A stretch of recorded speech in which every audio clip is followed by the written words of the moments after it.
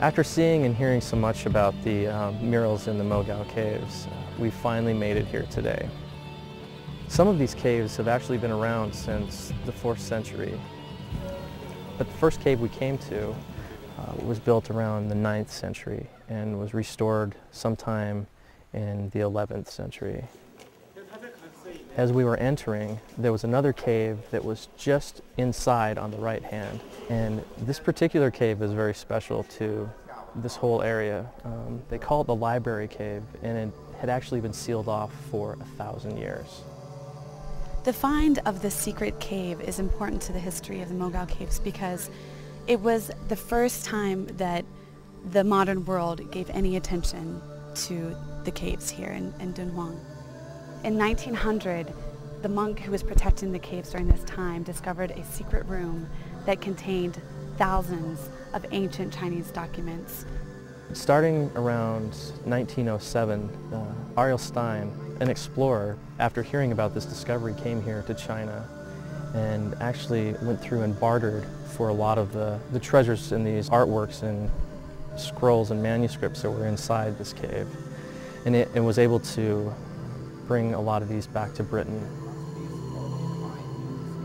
Well, the space in the first cave was so enormous, and there was just these echoes of Buddhas repeated, and I think they were made with stencils because they were very, very accurate, that it was a very interesting and almost unnerving experience for me.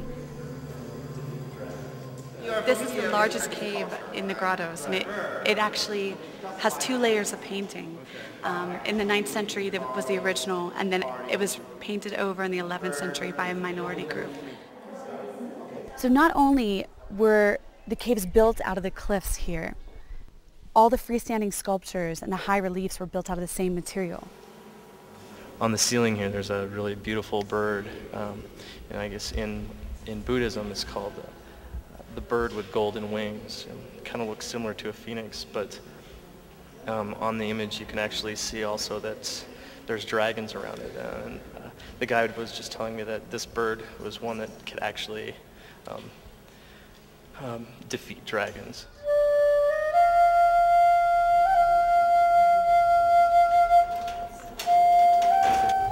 The second cave we visited today was made during the 6th century, which was the Tang Dynasty. Tang Dynasty was a time of when art flourished and there was a lot of money and commerce coming through Dunhuang. Initially, I was very overwhelmed by the illustrations on the walls. They were very busy and they depicted the life of Buddha.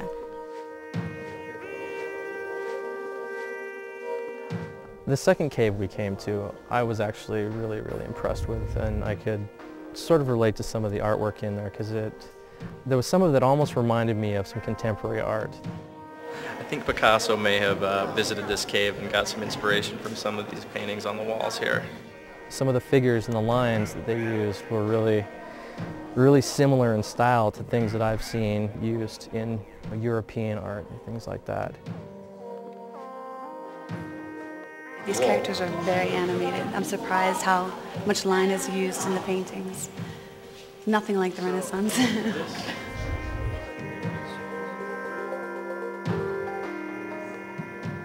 The sculptures that I was actually drawing were so much out of proportion that it made me recognize the fact that maybe there was a bit of Greek influence because the head of the sculptures were so large and the feet were smaller. From a viewer's angle, looking up, the head is in complete and perfect proportion with the rest of the body.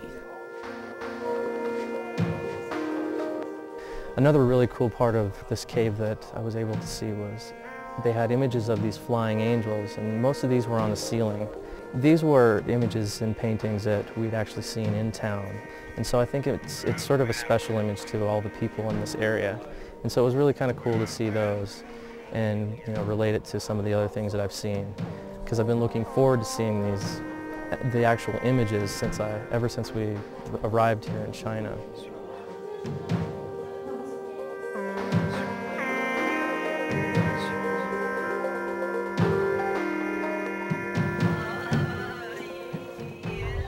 When I first walked in here, I didn't really know what to expect, and I was looking at the floor and the walls around, and all of a sudden when I looked up, it really caught me by surprise. I was like, wow, it's such a huge statue.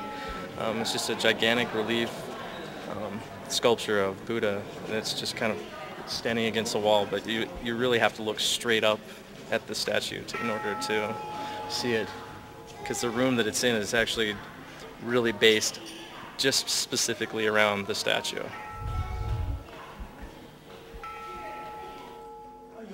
A structure had been built around this because the original one had actually fallen down in an earthquake. So this Buddha had been open to the elements for many years, until 1920, when they actually built the new facade for that particular cave, which is actually this central building right here.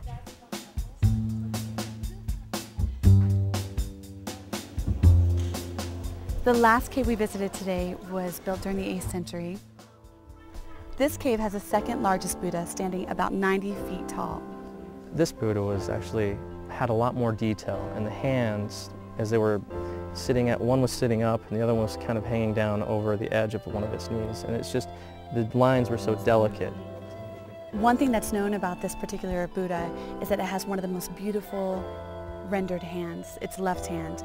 I thought it was very interesting because the fingernails actually curl up.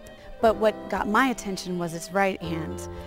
The right hand had actually been restored, and they restored it so that it was very simple and only preserved it and kept it from falling down. The head of this particular Buddha is a quarter or 1/4 of the size of the rest of the body. So the head is actually much bigger than the rest of it. In looking up, it helps put the whole thing into perspective. So when we're looking up, you can actually still see the facial features. I think a cool thing that I found out about it was how they actually built it and how they started.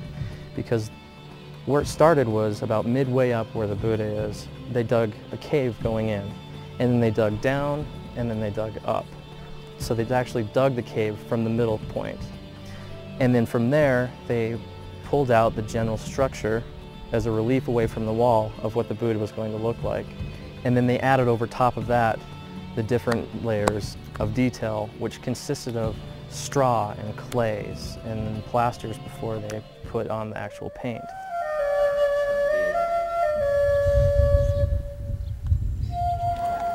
Later in the afternoon, I was able to sit in front of the entrance of the Mogao Caves and do a little painting. I have this issue with painting architecture, especially architecture that is so beautiful and interesting. I'd rather just take a picture.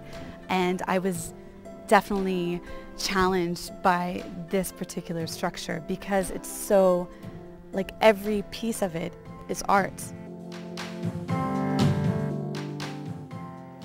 Today, after seeing the artwork here and the way that the feel and the way things were painted, I felt like I wanted to maybe emulate some of those styles, and just using, pen and ink in the way that they may have painted back then.